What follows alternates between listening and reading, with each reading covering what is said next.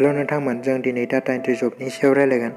दा data entry जबा गोबां फ्रड जाबाय आजिखालि। गोबां मानसियानो थगायजादों डाटा एन्ट्रि जबनि बिदि अफार फैनायखौ एक्सेप्ट खालामनानै। दा डाटा एन्ट्रि जबा मा बेखौ गोबां मानसियानो मिथिया। आरो बे डाटा एन्ट्रि जबखौ बहा मोनो नोंथांमोननो आं खोन्थानि। कुइकार, इन्डेड बेफोरबायदि गोबां वेबसाइट एप्लिकेसन ओंखारबाय आजिखालि। बिदि वेबसाइट माने जब एनाउन्स खालामग्रा बेफोराव मोननो हायो। बेफोराव नोंथांमोना गोबाङानो डाटा एन्ट्रि जबनिसो पस्ट नुनो मोनगोन। दा बैफोराव नोंथाङा एप्लाइ खालामोब्ला नोंथांनियाव इमेलाव एबा फन नाम्बाराव मेसेज फैगोन। मा होननानै नोंथांनि जि एप्लिकेसन साबमिट खालामदोंमोन बेयो एक्सेप्ट खालामजाबाय जोंनि कम्पानिजों ओरैनानै। दा डाटा एन्ट्रि जबनि थाखाय नोंथाङा रेजिस्ट्रेसन जइन फिस होनांगोन आरो जों नोंथांनो सेलारिखौ 40,000 60,000 होगोन ओरैनानै बुङो। बिनि उनाव आरो कल खालामनानै बिसोरो मोजाङै रायलायहरगोन, नोंखौ गोदै होनहरगोन। मा होनहरगोन मिथिबायना? बिदिनो बुंगोन नोंथांनाव कम्पिउटार दंना गैया, नोंथाङा मा मावो आरो बेसेयाव फरायो आरो माबाफोर खामानि मावो नामा, जबफोर बेफोरबायदि होनना सोंहरगोन। ओमफ्राय नोङो बे जबखौ मावनो गोसो दं नामा ओरैनानै। जेथिया नों गोसो दं होनगोन अब्लाथाय नोंनो गोबां स्टेप माने बिदिनो प्रसेसजों थांनांगौ नोङो जइन जानो थाखाय। जेरै फार्स्टआवनो गिबियावनो नोंनो फर्म हरगोन।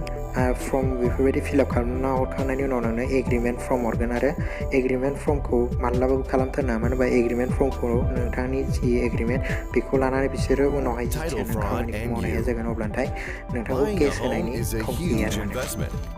दा बिदिनो एग्रिमेन्ट फर्म साबमिट खालामखांनायनि उनाव नों साइन खालामना हरखांनायनि उनाव आरो नोंनाव रेजिस्ट्रेसन फिस फैगोन, माने जइन फिस, सिकिउरिटि माने बे डिप'जिट आरो जाहैबाय सिकिउरिटिनि थाखाय। दा बेनिफ्राय जेथिया नों फैसाखौ हरगोन, पेमेन्ट पे खालामखांगोन अब्लाथाय नोंनि जि पेमेन्ट पे खालामनाय बे रिसिप्टखौ स्क्रिनशट खालामनानै माने जि रिसिप्ट मोनो बेखौ फट' खेबनानै बिसोरनो वाट्सएप नङाब्ला जिमेलाव हरनांगौ। दा जिमेलाव हरखांनायनि उनाव बेखौ गासिबो स्टेपआ कमप्लिट जानायनि उनाव बा बेफोर प्रसेसा कमप्लिट जानायनि उनाव आरो नोंथांनो मा हरगोन, गोबां पेज हरगोन टाइप खालामना। बिदिनो 400 पेज 300 पेज बेफोरबायदि हरगोन, 350 पेज बेफोरबायदि। दा बेखौ नों 350 पेजखौ 30 डेजनि गेजेराव टाइप खालामनानै कमप्लिट खालामना बिसोरनो हरनांगौ। दा हरखांनायनि उनाव बिसोरो नोंनि जि टाइप खालामनाय बे प्रजेक्टखौ गासिखौबो चेक खालामो। नोंनि जि प्रजेक्ट टाइप खालामनाय बेयाव माबाफोर स्पेलिंफोर गोरोन्थि जादों नामा, माबाफोर थालांदों नामा बेफोरखौ मोजां बिजिरो। बिसोरनि मोनसे बेयाव रुल्स दं। बे रुल्सआनो जाबाय नोंनि जि टाइप खालामनाय बेयो खमैबो 100%आव 70 नङाबा 80%आनो मोजां जानांगौ, माने गोरोन्थि जानो मोना, अब्लासो नोंथांनो फैसा होगोन।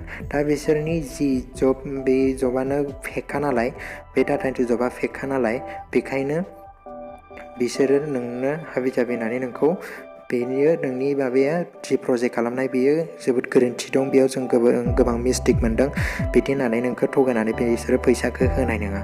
बेनि उनाव आरो गोबां बिदिनो नों टाइप खालामफुबाय थानाय टाइमावनो बिदिनो नों प्रजेक्टखौ खामानि मावफुबाय थानाय टाइमाव बिसोरो वेबसाइटखौ डाउन खालामना लागोन। आरो जेथिया लास्ट डे बे खालि नोंसोर बिसोरनि वेबसाइट बेखौ नागिरना मोननाय नङा।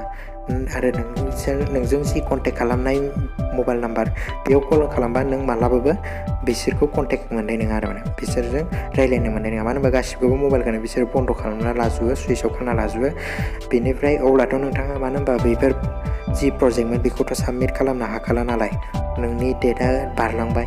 अब्ला बिसोरो मा खालामसिगोन, उल्था नोंखौ जेथिया नों 30 डेजआव टाइप खालामनाय अब्लाथाय नोंखौ उल्था केस होसिगोन। जा सिगाङाव एग्रिमेन्ट आं दहायनो होनबोखाबाय, एग्रिमेन्ट जि साइन खालामनानै हरदोंमोन बेखौ लानानै बिसोरो नोंखौ धमकि हरगोन। मा होननानै नोंखौ कर्टआव केस होसिगोन ओरै होननानै। बेनि उनाव गुबुन मोनसे नाम्बारजों नोंनो कल खालामना बुंहरगोन कर्टनि मानसिया लानानै, जे नोंनि नामाव ओरैबायदि केस ओंखारदों, नोङो बे केसखौ सेफायनो थाखाय फैसा होनांगोन 15,000 बिदिनो 10,000 बेफोरबायदि फैसा बिगोन बिसोरो। बेनिफ्राय जेथिया नों फैसाखौ होखांगोन अब्लाथाय नोंनिफ्राय जेबो लेनदेन खालामनाय नङा नोंजों।